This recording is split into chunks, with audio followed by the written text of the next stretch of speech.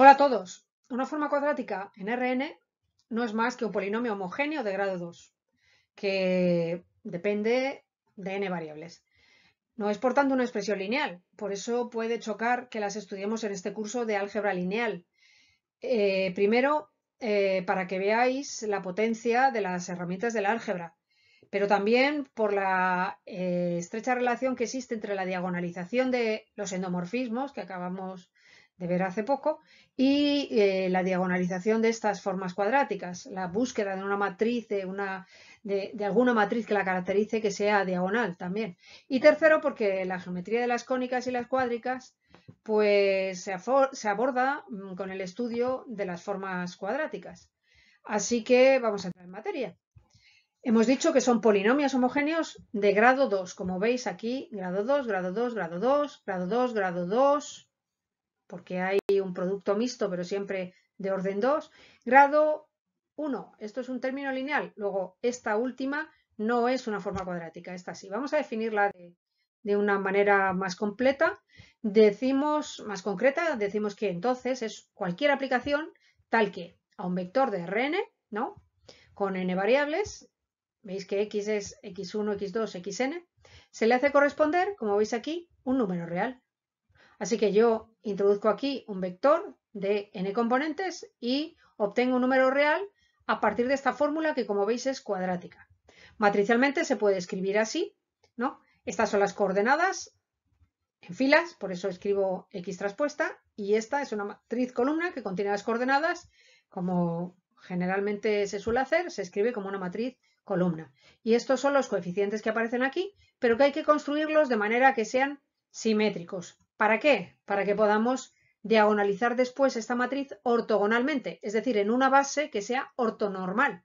De manera que si aquí está la base canónica, que es ortonormal, cambiemos de base de ortonormal a ortonormal. Bueno, si estoy en R2 como espacio de partida, veis que depende de dos variables y esta sería una expresión cuadrática, ¿no? El coeficiente de x al cuadrado estaría aquí en la primera posición de la matriz, el de la y en la 2, 2 y el de la xy cruzado en 2, 1 y 1, 2, repartido en ambas posiciones para que la matriz sea simétrica. Si hago este producto, reproduzco esta expresión cuadrática. Lo mismo si tengo tres variables. Para x cuadrado, a. Para y cuadrado, d, posición 2, 2. Para z cuadrado, posición 3, 3. Para xy, b medios en 1, 2, 2, 1.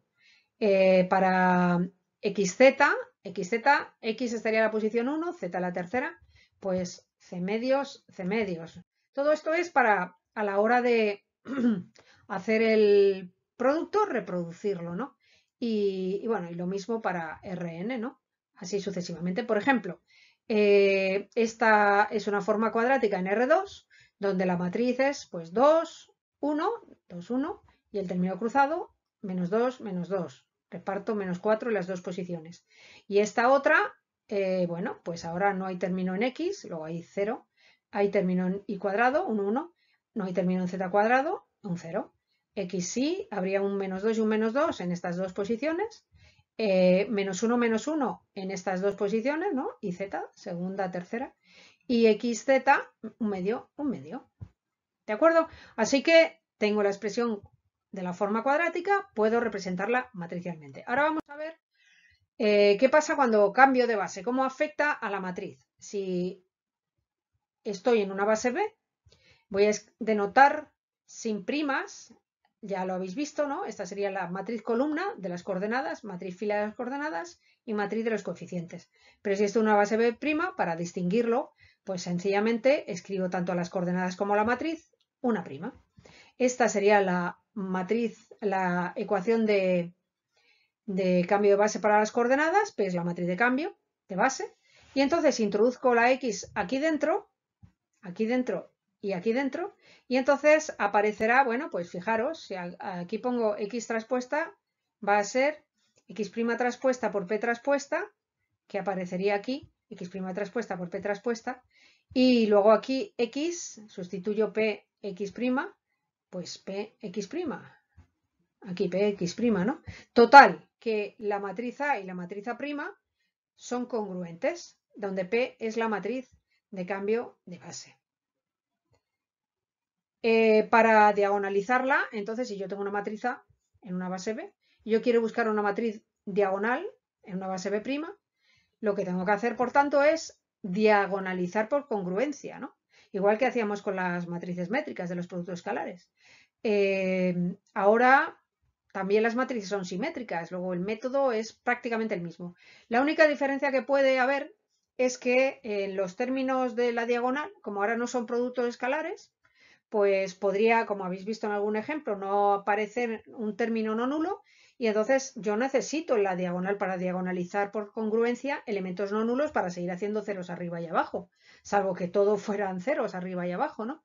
Pero si no, pues ¿qué hago? Nada, alguna operación elemental más por la que solvente ese problema y coloque ahí pues un elemento no nulo.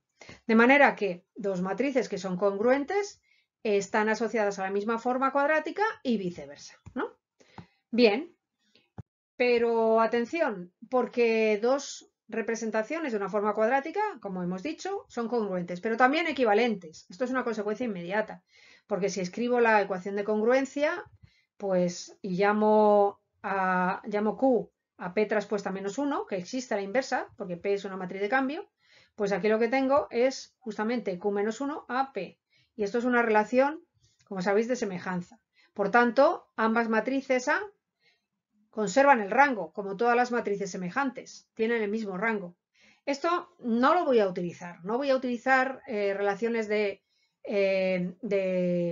equivalencia para las matrices de las formas cuadráticas, pero esta consecuencia que acabo de obtener es muy importante, porque si cualquier representación matricial tiene el mismo rango, es que puedo hablar del rango de la forma cuadrática. ¿De acuerdo?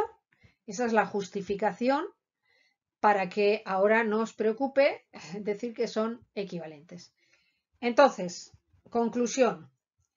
Cuando cambio de base, las matrices que representan la forma cuadrática son congruentes y además conservan el rango. Y ese rango lo puedo llamar rango, por tanto, de la forma cuadrática. Bueno, vamos a diagonalizar entonces por congruencia. Por último, aprenderemos a clasificar las formas cuadráticas. ¿Y esto para qué? Este tema parece algo teórico porque está encaminado, como os decía, pues, por ejemplo, el estudio de las cónicas y de las cuádricas, ¿no? Pero bueno, podemos aprender a clasificar estas formas cuadráticas. Primero vamos a ver los tipos. Definida positiva, definida negativa, semidefinida positiva, semidefinida negativa. Ojo, puede haber alguna que no sea definida, que no entre dentro de ninguno de estos tipos, ¿de acuerdo? Bueno, definida positiva es cuando siempre, para cualquier vector, me va a dar estrictamente positivo ese valor. Definida negativa si me da estrictamente negativo.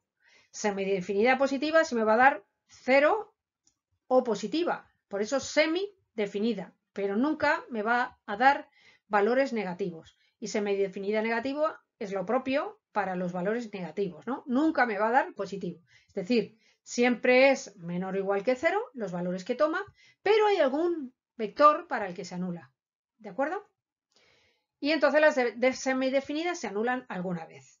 Bien, pues si yo escribo la forma diagonal, ¿no? Tendrá este aspecto. ¿Y cuándo podré decir que es definida positiva? Pues, hombre, obviamente, como aquí solamente esta matriz va a ir los coeficientes de la diagonal acompañados por términos cuadráticos, el signo va a depender del signo de los elementos de la diagonal, de las Ds, ¿no? Entonces, cuando todos sean positivos, será definida positiva. Cuando todos sean negativos, será definida negativa. Cuando sean positivos y alguno sea 0, ¿existe alguno en el que sea 0? Entonces, a veces se anulará, ¿no? Cuando justamente coloque, por ejemplo, todas las coordenadas, salvo aquella donde daba 0, y entonces ahí, pues, me va a dar 0 la imagen, ¿no? Y semidefinida negativa, pues lo propio, ¿no? Pero cuando esos elementos sean 0 o 1. Claro, que para esto tengo que diagonalizar. ya sé clasificarlas. La clasificación me va a servir, por ejemplo, para saber si un extremo de una función es máximo, mínimo, dosilla, etcétera. Lo veremos más, lo veréis más adelante. Pero para saber a qué tipo pertenece, pues hombre, hay que nada menos que diagonalizar por congruencia. Lo que vamos a hacer ahora es también ver algunas reglas, ¿no? Para saltarnos el recurso a la diagonalización. Pero antes, dejadme que os haga dos observaciones. Por ejemplo, en este ejemplo veis, ¿no?, que si hago diagonalización por congruencia, pues que dependiendo de cómo sea alfa, ¿no?, puede ser definida positiva, serían todas positivas. Este podría ser negativo cuando alfa es negativo o mayor que 1, sería indefinida, que es el tipo que os decía, o el no tipo que os decía, ¿no?, que no cae dentro de estos cuatro, que no es ninguno de estos tipos porque a veces da positivo y a veces da negativo. Y cuando alfa sea 0 o alfa sea 1 y esto se anule, pues claro, va a ser semi definida positiva. Entonces, esto es solamente para mostraros un ejemplo en el que os advierto que pueden haber algunas formas cuadráticas que se dice que son indefinidas porque no caen en estos tipos. Y otra observación es que, fijaros aquí en esta forma cuadrática, los términos de la diagonal son positivos, sin embargo, como podéis ver, bueno, hay términos cruzados, ¿no? Pero como podéis ver, hay veces, hay vectores en los que da negativo. Luego, que en la diagonal aparezcan siempre valores positivos, no significa que sea definida positiva, ¿de acuerdo? Aquí cuando hablábamos de ese caso, era en el caso de que ya estuviera en forma diagonal. Si yo me fijo en este 1 y en este 1, no me puedo olvidar de que en realidad no está diagonalizada. ¿De acuerdo? Esto se refiere a cuando sea diagonal la matriz. Bien, lo que os decía, ¿no? Vamos a ver algunas leyes para tratar de evitar la diagonalización y poder clasificar una forma cuadrática. El teorema de la ley de la inercia dice una cosa muy interesante, y es que todas las matrices de una forma cuadrática, todas, van a tener, cuando se diagonalicen, no importa en qué base, siempre el mismo número de elementos positivos y el mismo número de elementos negativos. Si yo escribo este par de números ordenado de esta forma, entonces llamaré a este par de números, número de elementos positivos, número de elementos negativos en una expresión diagonal, la llamaré signatura de la forma cuadrática. Entonces, teniendo en cuenta la clasificación anterior, evidentemente es definida positiva si solo sí todos son positivos. Luego P, 0 es la asignatura. Definida negativa si solo sí son todos negativos. Luego 0, P. O mejor dicho, 0Q, ¿no? Esto sería una rata. Semidefinida positiva cuando hay algunos positivos, pero no hay ninguno negativo. Luego debe haber alguno 0. Semidefinida negativa cuando hay algunos negativos, pero no todos, porque siendo que ninguno es positivo, debe haber alguno que se anule. Esto es simplemente una interpretación en términos de la asignatura. Pero el criterio silvestre realmente es una receta rápida, ¿no? Que lo que me dice es que en la práctica podéis simplemente ver el signo de los determinantes de orden K, creciente, K igual a 1, K igual a 2, hasta el final, hasta el determinante de la propia matriz, formados por los elementos de las K primeras filas y K primeras columnas. Entonces, si es siempre positivo, esos determinantes será definida positiva. Pero si va alternando, claro, lógico, porque vais aumentando el tamaño del determinante, si es alternado el signo, entonces será definida negativa.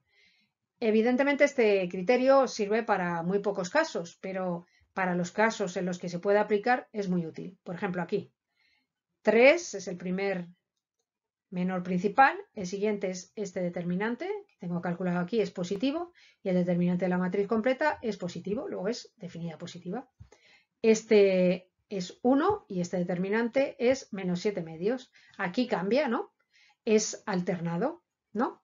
Entonces, en este caso, sería definida negativa.